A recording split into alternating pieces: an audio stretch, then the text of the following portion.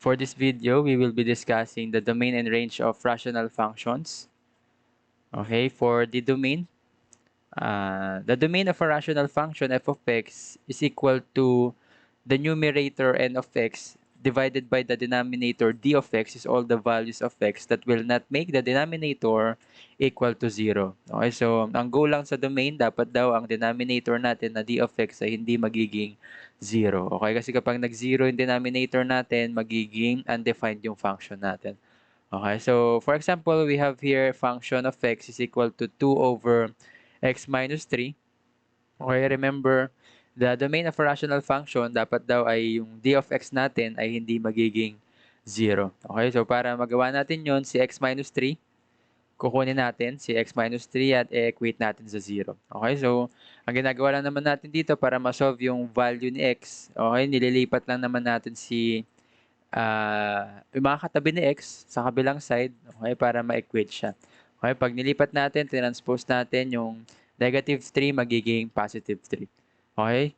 Kung mapapansin ulit natin, pag i-check natin, i-substitute natin yung nakuha nating value na x na 3 sa x na nandito. Okay? Kung makikita natin, 3 minus 3 is 0. Kaya yan yung ayaw nating maging value ni x kasi magiging undefined yung denominator natin. So dito, yung domain natin is set of all real numbers. Ibig sabihin, lahat ng numbers sa number line ay pwede lahat.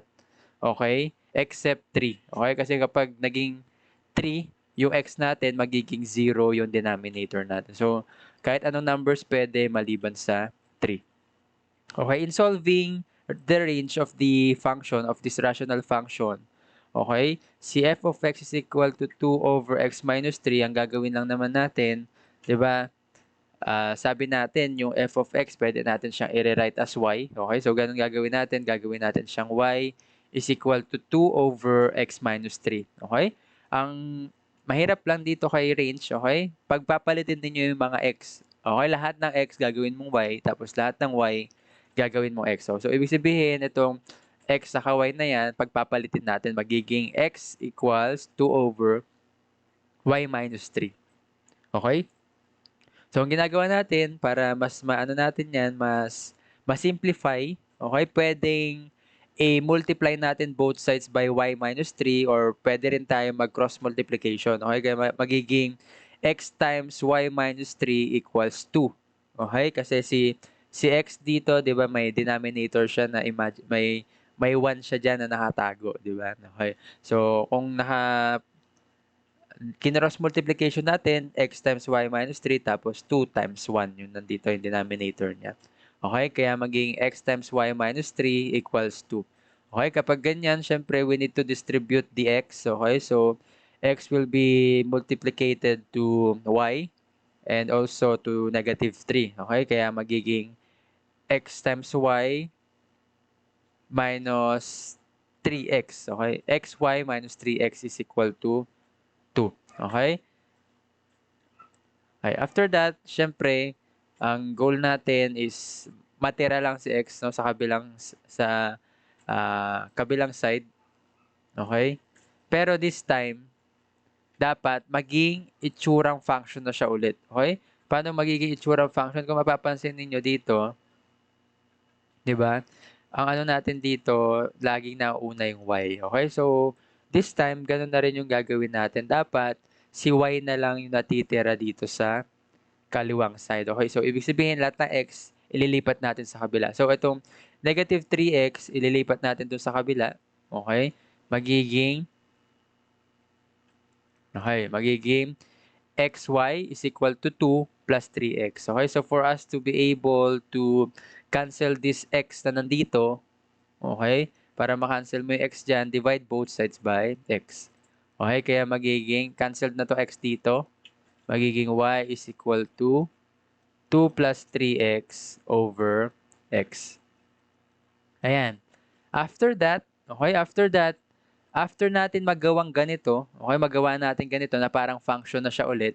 Magiging ganito siya, di ba? Okay. Ang next step natin, kung ano yung ginawa natin kanina sa domain, ganun lang din yung gagawin natin.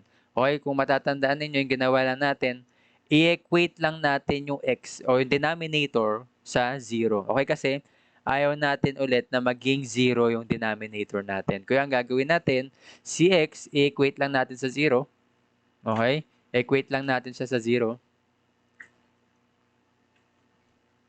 Okay, kapag in-equate natin siya sa 0, okay, yan na yung, syempre, pag sinubstitute natin itong 0 dito, magiging 0 yung denominator at magiging undefined. Okay? Kaya yung range natin, okay, the range of this function is the set of all real numbers pa rin. Okay? Ibig sabihin, lahat ng numbers ay pwede except 0. Kasi pag ginawa nating 0 ito, magiging undefined yung function natin. Okay? So, ganun yung ano natin, yung ginagawa natin. Okay? Medyo matrabaho si range pero parehas lang naman sila ng gagawin kay domain. Okay? Sige. Try natin for another example. Okay, sa example number 2 natin, meron daw tayong f of x is equal to x minus 5 over x plus 2. Okay? Hanapin muna natin yung domain para mahanap yung domain. Ulit ganun ulit.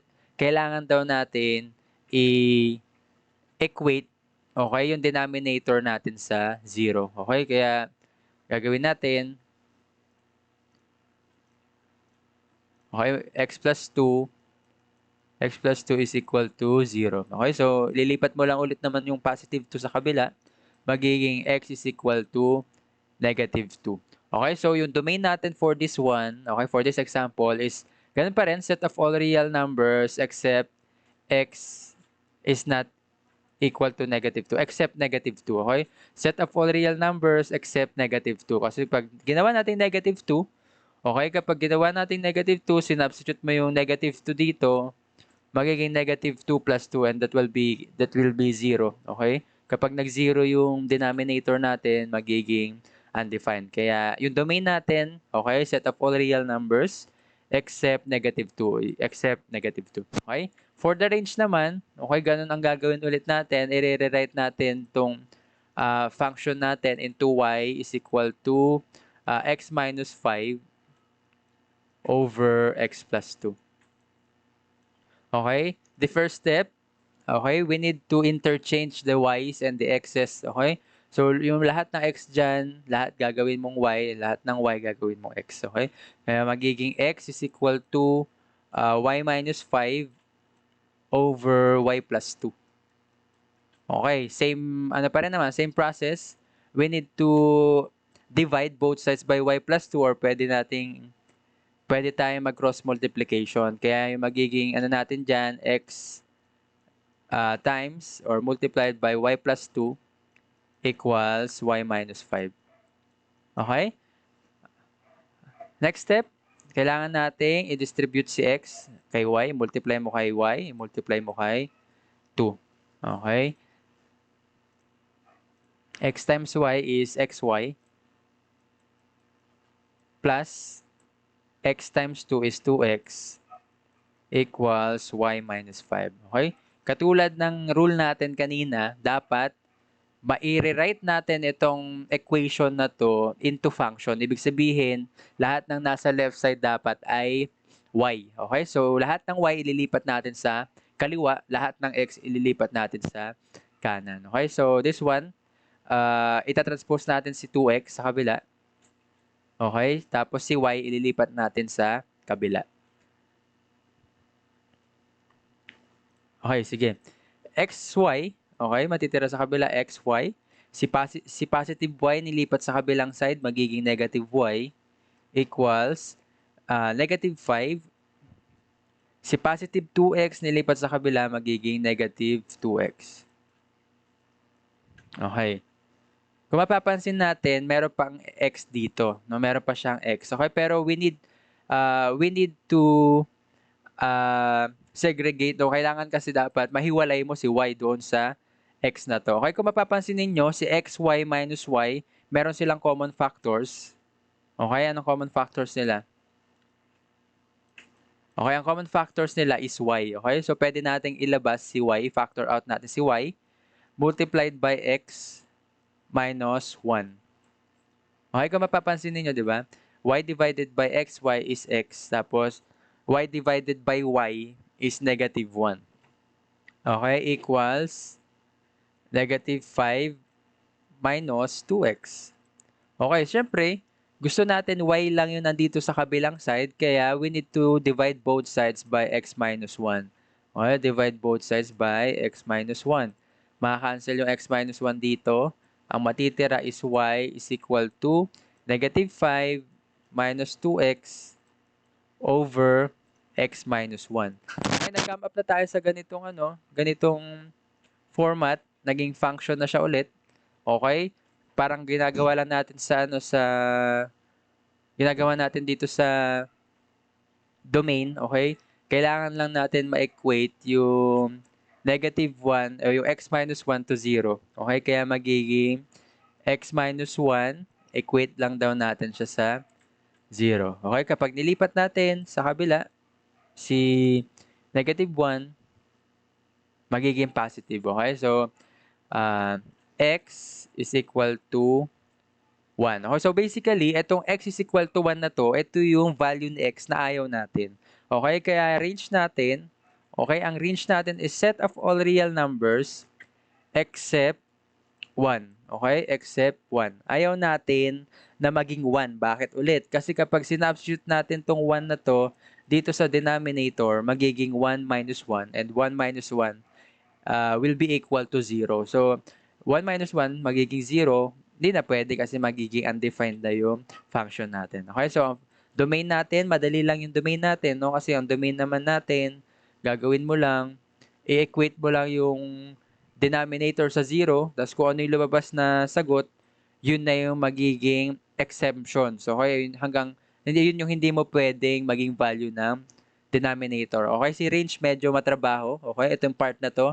Ito yung part ng range, di ba? Okay, kasi kailangan mo munang pagpalitin si y sa si x, tapos i-simplify mo hanggang sa makarating ka dito. No? So, pwede nyo naman ulit-ulitin yung video. Pwede nyo rin i-stop para kapag hindi nyo na nagigets, mababalikan yung ma-stop ninyo. Okay, so next video, we will be discussing the asymptotes, the intercepts, and also the zeros of the functions.